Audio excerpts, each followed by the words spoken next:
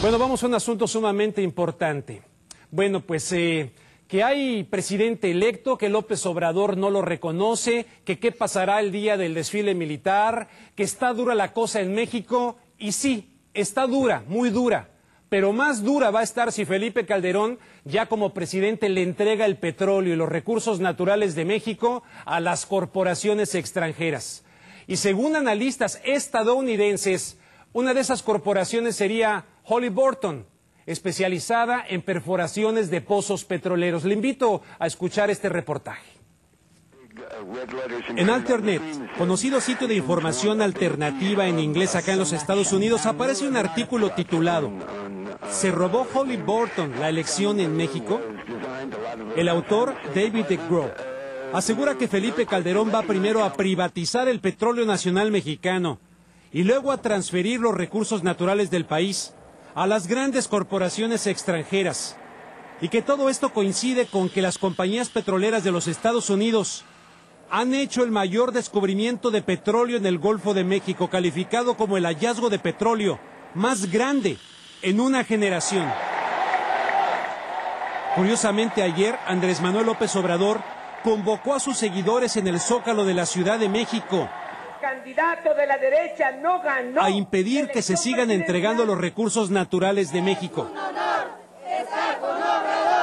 En el programa nacional de radio y televisión, también acá en Estados Unidos, de la periodista Amy Goodman, fue entrevistado el crítico de la globalización, John Rose, quien aseguró que las transnacionales estadounidenses jugaron un papel muy importante en la elección mexicana, y destacó a la petrolera Halliburton porque, según Rose, esta empresa quiere una buena parte del pastel energético de México.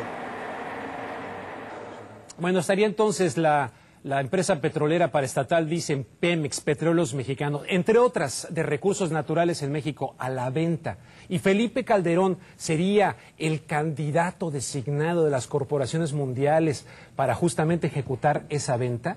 Tenemos aquí la presencia de Miguel Tinker Salas. Él es profesor de Historia y Estudios Latinoamericanos del Colegio de Pomona y ha estudiado profundamente el tema del petróleo y la política. Le agradezco muchísimo que esté con nosotros esta noche. Oiga, es muy fuerte la acusación que se está haciendo, incluso señalando a Halliburton, que el vicepresidente Dick Cheney fue el director, se puede decir, de esta empresa, ¿no? Buenas noches. Buenas noches. Es muy difícil saber con exactitud cuál empresa o dónde está el contexto de la petrolera, pero sí sabemos concretamente que las transnacionales norteamericanas han estado interesadas en adquirir Pemex y han estado interesadas desde incluso antes del Tratado de Libre Comercio. Aunque sea difícil especular sobre cuál, cómo y dónde, sabemos muy claramente que ese es un tema sobre el tapete y que el PAN y sectores dentro del PAN han planteado privatizar a Pemex. El problema es que ha sido una vaca sagrada, porque está tan ligado al nacionalismo mexicano, tan ligado a la política, a la cultura política, y creo que todavía enfrentan muchos retos. Un reto en particular es el movimiento social que se ha desprendido a raíz de esta elección y por lo tanto podría limitar sus capacidad de movimiento hacia esa venta. Pero esa venta podría venir en partes, podrían vender una parte de la exploración, podría vender la parte de perforación, como usted mencionaba, o podrían hacerla en secciones. ¿Y qué tanto, profesor, realmente las transnacionales, como lo decían en esta página de internet que es bastante seria dentro de los medios alternativos, estas empresas transnacionales realmente pudieron haber influido en la elección de México? Yo creo que sería difícil probarlo a este momento, pero es muy claro que el sector empresarial mexicano hizo el papel por ellos también, porque hay un interés en mantener como socio a México, mantenerlo especialmente en contexto de lo que está pasando en el resto de América Latina. México para ellos es importantísimo para frenar el movimiento social que ven en el caso de Venezuela o Bolivia o Ecuador o Argentina y Brasil. Por lo tanto, es una pieza fundamental, una pieza clave. Por eso Negroponte, el jefe de Seguridad Nacional norteamericana, dijo que México era la elección más importante para Estados Unidos de este año, cuando había elecciones en Brasil, en Ecuador, en Venezuela, en Nicaragua, en Perú. México es la más importante y a la cual le pusieron más atención.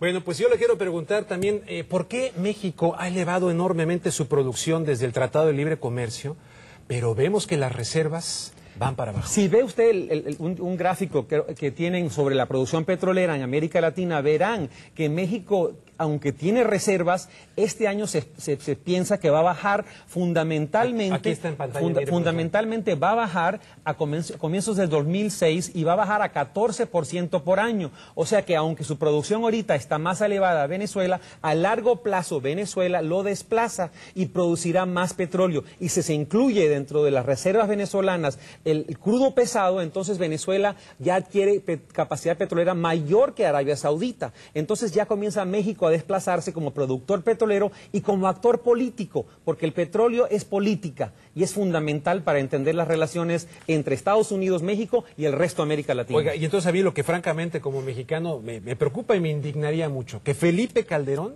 saliera con la situación de que estuvo engañándonos al pueblo de México en esta campaña y resulta que ya tiene de alguna manera comprometido el petróleo, el agua, los recursos naturales, en el entendido de que el señor Fox firmó en Waco, en marzo del 2005, algo de lo que insisto que casi nadie habla, que es el llamado Tratado de Libre Comercio Plus, que compromete participación de las Fuerzas Armadas en seguridad del hemisferio norte y cuestión energética. Parece ser que el señor Fox se va firmando algo muy serio ahí. Energía es fundamental para la política norteamericana y México es una pieza clave, pero creo que la existencia de movimientos sociales en México y la forma en que esta elección se ha llevado a cabo ha creado una condición que va a dificultar el espacio donde Calderón se puede mover si ese es su objetivo.